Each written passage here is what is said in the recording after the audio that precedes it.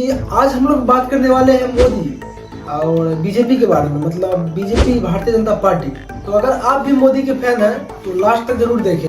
मोदी का रट नहीं लगाना चाहिए, क्योंकि जो काम करती है सरकार हमें उन्हीं को वोट देना चाहिए। वर्ल्ड में सबसे ज्यादा एजुकेशन पर अगर कहीं टैक्स लगता है तो वह अपना भारत देश है। इन्हीं टैक्स के कारण एजुकेशन बहुत महंगा होता जा रहा है। आज देश के युवा महंगाई के कारण गलत दिशा की ओर जा रहे हैं, उन्हें गलत कदम उठाना पड़ रहा है और पढ़ाई लिखाई छोड़ना पड़ रहा है इन्हीं एजुकेशन सिस्टम के कारण। मोदी सरकार एक बार भी इस एजुकेशन सिस्टम के बारे में बात नहीं करेगी।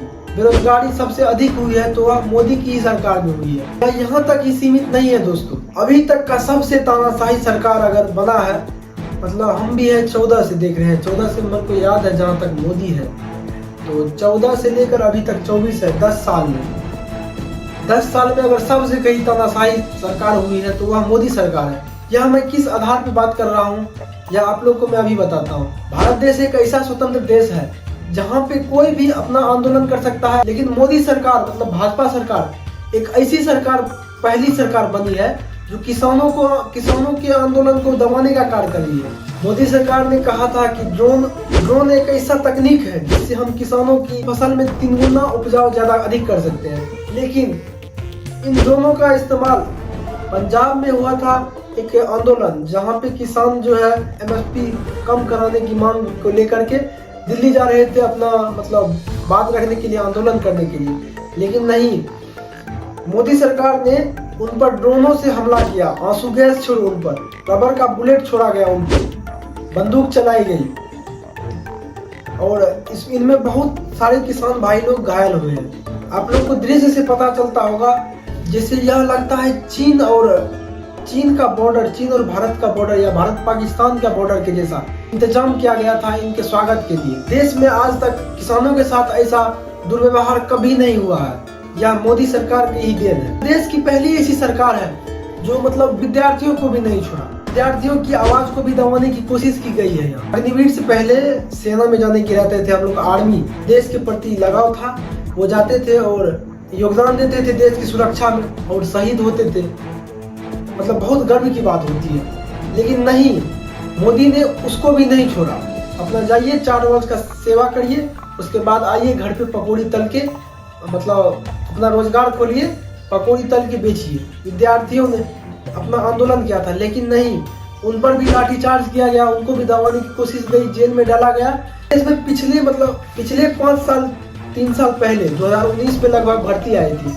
उस भर्ती में लगभग 70,000 ALP का वैकेंसी था और लगभग कुल मिला के रेलवे में 1.5 लाख भर्तियां निकाली गई थी। रेल मंत्री मोदी के राज्य में ऐसा सिस्टम हो गया है, उन्हें 4 साल तक याद नहीं था कि हमें रेलवे में भर्तियां भी 4 साल तक निकालनी है। 2019 से 2024 तक भर्तियां नहीं आई है दोस्तों। इलेक्शन टाइम में ही इन भर्तियों को रोक के भर्तियां निकालनी थी। कैलेंडर इनका अभी ही जारी करना था, जिससे वह अपने वोट को बचा सके और अपना वोट का इंतजाम कर सके, जिससे मैंने इतनी भर्तियां दी। लेकिन नहीं दोस्तों, इनकी एजुकेशन सिस्टम, इनकी सरकार रेलवे की भर्तियों को भी खा गई, क्योंकि यह देश मतलब रेलवे को बेचा गया। रेलवे को प्राइवेट करने के बाद भी इन्होंने बताया था कि 10 लाख भर्तियां वह पूरा साल में देंगे। कुल मिला के 10 लाख भर्ती के हिसाब से 20, 21, 22, 23, 24 50 लाख भर्ती होती है। 50 लाख भर्ती मायने रखते हैं। ALP टेक्नीशियन और रेलवे की कुल मिला के भर्तियां लगभग 14,000 अभी तक दी है। रेलवे के बच्चों ने भी अपना आवाज उठाने की कोशिश की, आंदोलन किया, लेकिन नहीं, इनके आवाज को भी दबाया गया, इनके ऊपर भी लाठीचार्ज करके। अरे यार, पटना में तो 144 लगा दिया गया, जिससे कोई विद्यार्थी बाहर नहीं आ सकता। SK खान सर सब के बाहर पुलिस तैनात कर दिया गया था, जैसे वो आतंकवादी बातचीत नहीं कर सकते थे। पढ़ाई लिखाई सब बंद रहा। इनकी तानाशाही यहाँ तक चली गई। मोदी मीडिया सब बिकाऊ है। बेरोजगारी इतना बड़ा मुद्दा है देश का, लेकिन इन पे बात नहीं करेगा। वो बात किस चीज पे करेंगे? राम मंदिर, जातिवाद, हिंदू मुस्लिम, बस। अरे भाई, इससे क्या, हिंदू मुस्लिम करने से क्या आगे चल जाएगा देश? किस दिशा में जा रहा है देश अभी? ये सब बात छोड़कर अलग बात है, अभी चुनाव का समय आ गया मोदी सरकार की सबसे बड़ी हथियार है ईडी और आयकर विभाग। देश की सबसे बड़ी विपक्षी पार्टी कांग्रेस 1873 करोड़ का जुर्माना लगाया गया और उनके 139 करोड़ रुपए और बाकी खाता सब सीज कर दिए गए, जब्त कर लिए गए।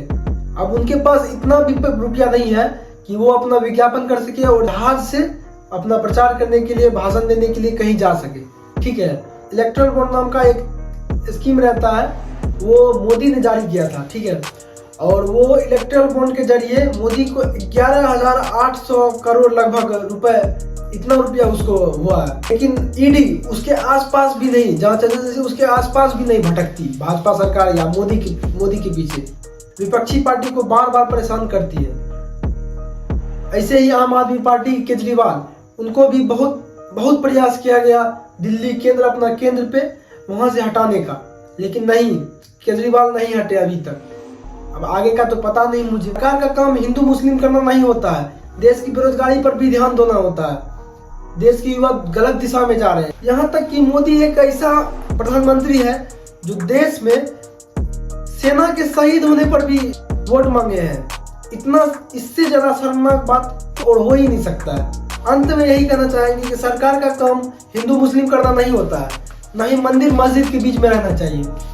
और सरकार का काम होता है बेरोजगारी पे बात उठाना, हॉस्पिटल बनवाना, शिक्षा पे बात करना। मोदी सरकार हमेशा राम मंदिर, हिंदू मुस्लिम इसके चक्कर में उलझाए रहेंगे और अंधभक्त इसी उलझनों में फंसते जाएंगे और इन्हीं को वोट देते जाएंगे। तो हमारा अनुरोध यही है कि अपना वोट उसी का आदमी को दे जो देश का विकास करे।